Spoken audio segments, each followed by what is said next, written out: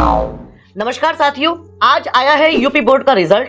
आज इस वीडियो में हम मिलाने वाले हैं ऐसे मेहनती बच्चों से जिन्होंने जिले में या फिर स्टेट में स्थान प्राप्त कर अपने क्षेत्र का, अपने परिवार का और अपने विद्यालय का नाम रोशन किया है। चलिए मिलते हैं ऐसे ही एक होनहार छात्रा से। बेटा आपका नाम क्या है? जी अलिश्मा परवीन। अलिश्मा परवीन, आप कौन सी क्लास में पढ़ते हैं?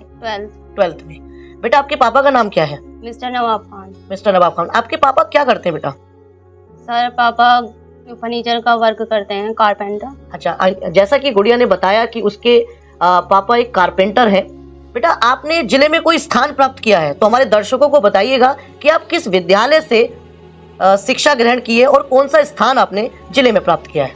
मैंने महर्षि दयानंद इंटर कॉलेज से शिक्षा ग्रहण की है और जिले में 4th रैंक प्राप्त की है। बच्ची ने जिले में 4th रैंक प्राप्त की है। सबसे पहले मेरी तरफ से, पूरे कांट क्षेत्र की तरफ से आपको बहुत बहुत शुभकामनाएं। थैंक्स। बच्चे आपको पता है कि जैसे कि जब कोई सफर की शुरुआत करते हैं तो बहुत परेशानियां आती हैं, तो आप अपने इस कड़े सफर के बारे में हमारे दर्शकों को बताइएगा कि कैसे आपने पढ़ाई की, कितने बजे उठते थे, कितना पढ़ते थे, ये हमारे दर्शकों को बताइएगा।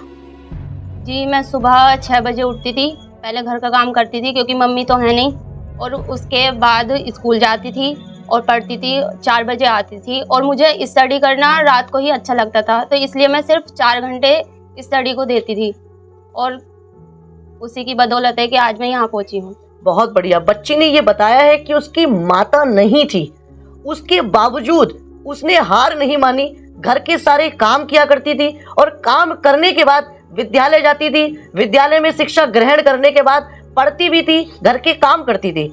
बच्ची मैं ये जानना चाहूंगा कि क्या आप घर में सबसे बड़ी हैं?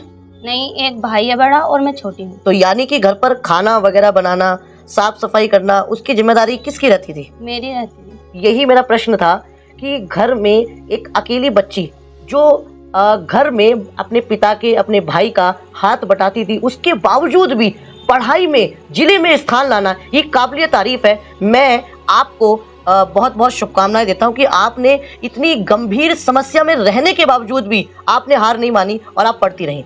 चलिए, आप बहुत इंस्पिरेशन है। क्यों? क्योंकि मैंने जितने भी आज वीडियोस रिकॉर्ड किया है बच्चे, उसमें इतनी जिम्मेदारियों से भरी बच्ची मुझे कोई नहीं मिली जितने आप मिले हैं, तो आप वाकई में काबिलियत तारीफ हैं। चलिए हम अगले प्रश्न की ओर बढ़ते हैं।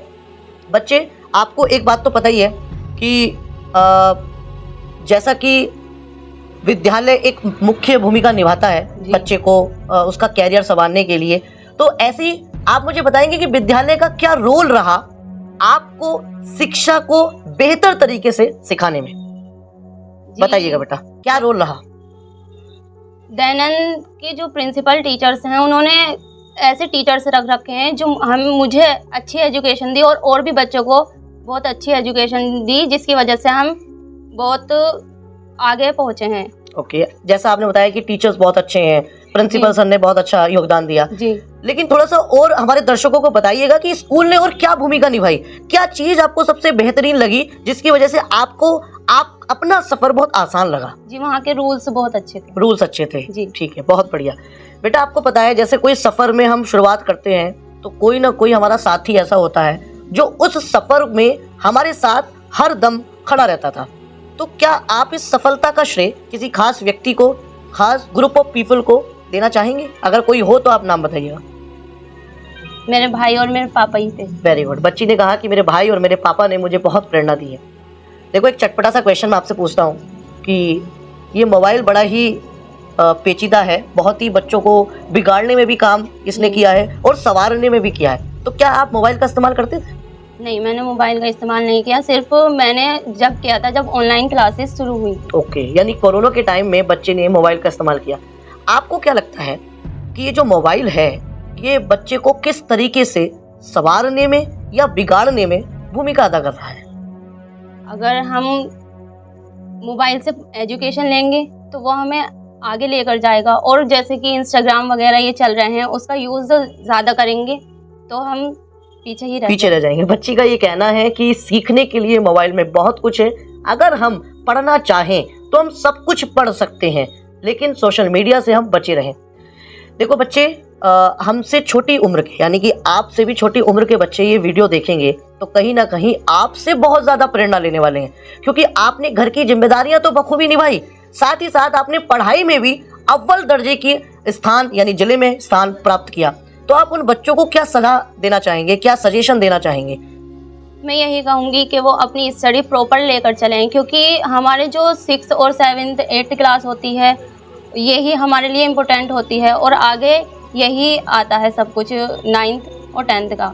तो इसलिए मैंने 9th 10th और 11th में हार्ड वर्क किया, जिससे मुझे 12th में ज़्यादा परेशानी नहीं पड़ी। बहुत बढ़िया। बच्ची ने कहा है कि 6 से लेकर 10 तक की पढ़ाई बहुत इंपॉर्टेंट है, और अगर आप इसको बेहतरीन तरीके से खूब मन से करेंगे तो आपको कहीं ना कहीं 12वीं की पढ़ाई बहुत आसान लगने वाली है। बच्ची, एक क्वेश्चन मैं आपसे कैरियर से रिगार्डिंग पूछता हूँ कि आप जीवन में आगे चलकर क्या करना चाहते हैं? जी, मैं फिलहाल तो नीट की कोचिंग कर रही हूँ और ओके। MBBS बनना चाहती हूँ। ओके, जी। बहुत बढ़िया, बहुत बढ़िया। तो जैसा कि बच्ची ने बताया कि वो नीट की तैयारी करना चाहती है और MBBS करके एक सफल डॉक्टर बनने का सपना देखती हैं, तो मैं आपको हृदय की गहराइयों से, ये शब्द मैंने किसी वीडियो में इस्तेमाल नहीं किया है, मैं इसलिए इस्तेमाल कर रहा हूँ कि आपने जिम्मेदारियां तो बखूबी निभाई, साथ ही साथ पढ़ाई को भी इतनी बेहतरीन अंदाज से आपने सीखी कि आप जिले में स्थान लेके आई। मेरी तरफ से, कांट क्षेत्र की तरफ से आपको बहुत बहुत शुभकामनाएं।